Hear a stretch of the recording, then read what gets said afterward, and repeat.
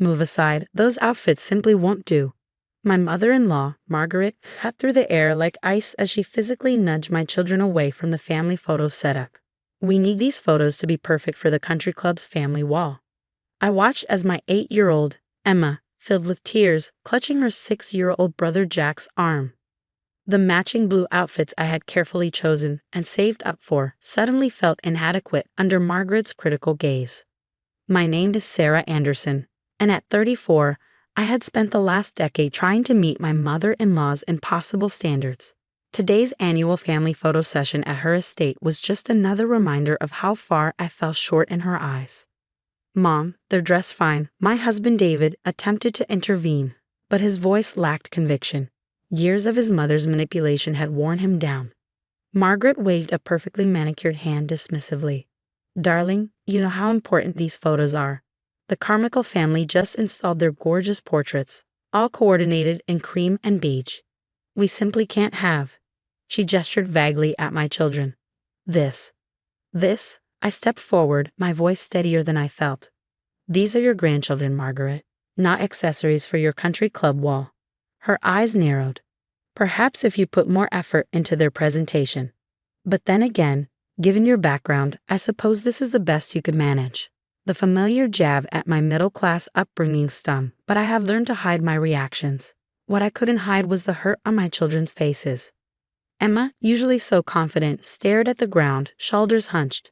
Jack pressed himself against my leg, his new dress shoes scuffing the immaculate hardwood floor, something that wouldn't escape Margaret's notice. "Sarah," Margaret's smile was serpentine, "why don't you take the children home and change into something more appropriate? The photographer is booked for 2 hours, and we simply must get the core family photos done first." Core family. The words hit like a slap. 10 years of marriage, 2 beautiful children, and we were still outsiders. "The core family is right here," I said, placing my hands on my children's shoulders. "All of us." Margaret's perfectly painted lips tightened. "Isabella," she called to my sister-in-law, "come stand next to David. Let's get the siblings' photo first." Isabella, Margaret's perfect daughter, glided forward in her designer cream dress, taking David's arm.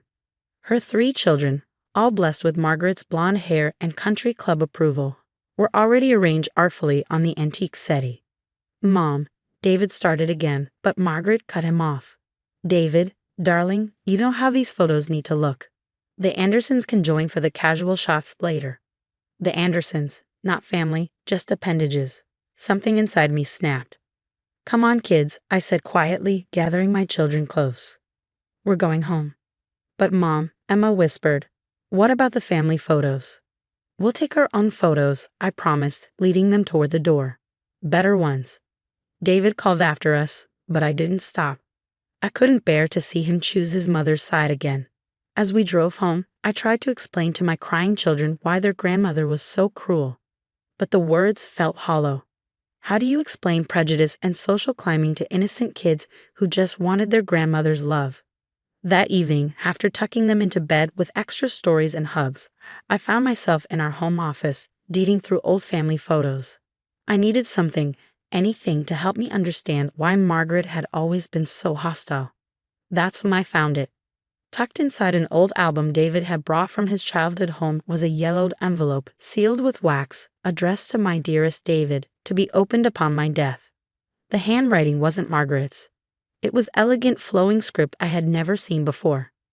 My hands trembled as I turned the envelope over, noting the date from 30 years ago.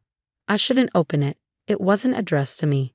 But after today, after years of enduring Margaret's subtle cruelty, I needed answers. The letter inside was written on expensive stationery, the kind Margaret would approve of. As I began to read, my heart stopped. "My darling son, David, if you're reading this, then I'm no longer with you, and your father has finally told you the truth about me. I'm not the woman raising you. Your real mother died shortly after your birth." The words blurred as tears filled my eyes. Everything suddenly made horrible sense. Margaret wasn't David's biological mother. She was his stepmother, who had been passing as his birth mother for 3 decades. I sat there in the growing darkness, holding a truth that could shatter everything. Margaret's obsession with perfect appearances, her hostility toward outsiders, her desperate need to maintain the illusion of the perfect family. It all stemmed from her own massive deception. My phone buzzed with a text from David. "Mom's upset. Maybe you should apologize." I looked at the letter in my hands, then at the family photos on my desk. My beautiful children who deserved so much better than their grandmother's rejection. No more apologies. I whispered to myself, it's time for the truth to come out. I spent the night researching, my hands shaking as I pieced together the truth. The letter led me to old newspaper archives, birth records, and finally, a small obituary for Elizabeth Pierce, David's biological mother. She had been a concert pianist, beautiful and talented, who died from complications after childbirth. The photos I found of her took my breath away. David had her eyes, the same ones our Emma had inherited. No wonder Margaret always said Emma's eyes were unsettling. The next morning, after dropping the kids at school, I received another series of texts from Margaret. "I expect an apology for your behavior yesterday. Your dramatic exit ruined the entire photo shoot. The photographer had to reschedule, and you know how busy he is. We'll try again next weekend. Please ensure the children are properly dressed this time. David agrees you were being difficult." I stared at my phone, years of suppressed anger bubbling to the surface. David hadn't come home last night, choosing instead to stay at his parents' house. Typical. But for the first time, I understood why he always chose Margaret. She had spent 30 years carefully cultivating his dependency. I drove to the local coffee shop where I had arranged to meet Isabella, David's sister. She was surprised by my invitation. We had never been close, mainly because Margaret had made sure of that. When she arrived, perfectly coiffed even for a casual coffee meeting, I saw uncertainty flash across her face. "Sarah," she said, sliding into the seat across from me. "If this is about yesterday, I placed Elizabeth's letter on the table between us. Did you know?" "Know what?" Her perfectly plucked eyebrows drew together in confusion. "About David's real mother." The color drained from Isabella's face. She reached for the letter with trembling hands, her carefully maintained composure cracking as she read. This can't be true," she whispered. "It is. I found birth records, death certificates, everything. Margaret isn't David's biological mother. She's his stepmother, just like I'm a stepmother to none of my children." Isabella sat back, her designer sunglasses slipping from her head onto the table with a clatter. "But Mom always said, she always told us." "She lied," I said simply. "And now I understand why she's always hated me. I'm an outsider who might threaten her perfect facade, just like Elizabeth was." Tears welled in Isabella's eyes. "I was only 3 when Dad married Mom. I always thought, I never questioned." For the first time, I felt sympathy for Isabella. She had been caught in Margaret's web of lies too, shaped into the perfect daughter to compensate for the son that wasn't truly hers. "What are you going to do?" she asked, dabbing at her eyes with a monogrammed handkerchief. "I'm going to tell David the truth, but first I need your help." She looked up, surprised. "My help?" "Yes. There's going to be a family dinner tonight, isn't there? To discuss my behavior at the photo shoot." Isabella nodded slowly. "Mom's invited everyone. She's furious about yesterday." "Good," I said, pulling out my phone, "because I have a few more guests to invite." The rest of the day was a blur of preparation. I contacted Elizabeth's sister, David's aunt he never knew existed, who lived just 2 hours away. She wept when I told her about David, agreeing immediately to come to dinner. I gathered all the documentation, including old photos of Elizabeth that showed Emma's striking resemblance to her grandmother. At precisely 7 p.m., I arrived at Margaret's house with my children. Emma and Jack were confused but excited by their new outfits, exact replicas of ones Elizabeth had worn in old photos with her family. Margaret opened the door, her fake smile freezing when she saw us. "What are they wearing?" "Family heirlooms," I said sweetly, guiding my children past her. "Isn't that what you always wanted, Margaret? Perfect family presentation." She followed us into the dining room, where David and Isabella were already seated. Isabella couldn't meet her mother's eyes. David looked uncomfortable, still angry with me, but unsure why everyone felt so tense. The doorbell rang again. "I'm not expecting anyone else," Margaret said sharply. "I am," I replied, standing up. "Let me get that."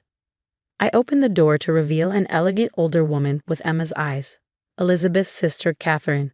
Behind her stood two more relatives from Elizabeth's family, all carrying old photos and memories of the woman Margaret had tried to erase.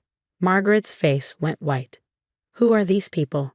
"Family," I said firmly. "David's family. His mother's family." David stood up slowly. "Sarah, what are you talking about? My mother is right here." I took a deep breath, looking directly at Margaret. "Would you like to tell him, or should I?" The perfect mask Margaret had worn for 30 years finally cracked. She sank into a chair, her hand clutching her pearl necklace. "David." Catherine stepped forward, tears in her eyes. "I'm your aunt. Your mother, your real mother, was my sister Elizabeth." The room erupted into chaos. David stared at his aunt, seeing his own features reflected back at him. Margaret started trying to explain, her words tumbling over each other in desperation. Isabella sat silently crying. And my children, my beautiful children, watched as the grandmother who had rejected them was exposed as the ultimate outsider herself. The next few weeks transformed our family in ways I never expected.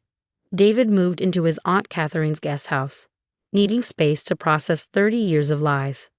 Margaret retreated to a spa resort, citing exhaustion, while her carefully constructed social facade crumbled. But the real change was in my children. "Mom," Emma asked one morning over breakfast, "is that why Grandma Margaret always said my eyes were wrong? Because they're like my real grandmother's?" I pulled her close, breathing in the scent of her strawberry shampoo. "Your eyes are perfect, sweetheart. They're a gift from a very special woman who would have loved you so much." Catherine became a constant presence in our lives, filling our home with stories about Elizabeth. She taught Emma to play the piano, just like her sister had, and showed Jack old photos of his father as a baby. For the first time, my children experienced unconditional grandmotherly love. Isabel surprised everyone by being the first to publicly acknowledge the truth. At a country club event Margaret had carefully orchestrated, but was too ill to attend, Isabella stood up and raised her glass. "To family," she said, her voice shaking. "Not the perfect images we pretend to be, but the messy, real, beautiful truth of who we are." The scandal rocked Margaret's social circle, but I discovered most people cared far less about perfect family photos than she led us to believe. One evening, about a month after the revelation, David came home. He looked tired but more like himself than he had in years. "I found more letters," he said, sinking onto our couch. "From my real mom. Margaret kept them locked away all these years. His voice cracked. She wrote to me every day during her pregnancy, knowing there might be complications. She wanted me to know how much she loved me, even if she never got to tell me herself." I sat beside him, taking his hand. The anger I had held onto for so long began to fade, replaced by sadness for the little boy who had lost his mother twice, once to death, and once to Margaret's lies. "What do we do now?" he asked. "We build something new," I said. "Something real." Margaret eventually returned from her retreat, but the power she had held over our family was gone. She tried once to host another formal family photo session, but David shut it down immediately. Instead, we took family photos in Catherine's backyard. Emma wore her hair wild and free, Jack's shirt was untucked, and nobody cared about matching outfits or country club aesthetics. The photos captured genuine smiles, impromptu hugs, and even included Catherine's extended family, the relatives Margaret had kept hidden for decades. "These are terrible," Margaret muttered when she saw them. "Everyone's so casual." "They're perfect," David replied firmly. "Because they're real." A year later, we held a memorial service for Elizabeth.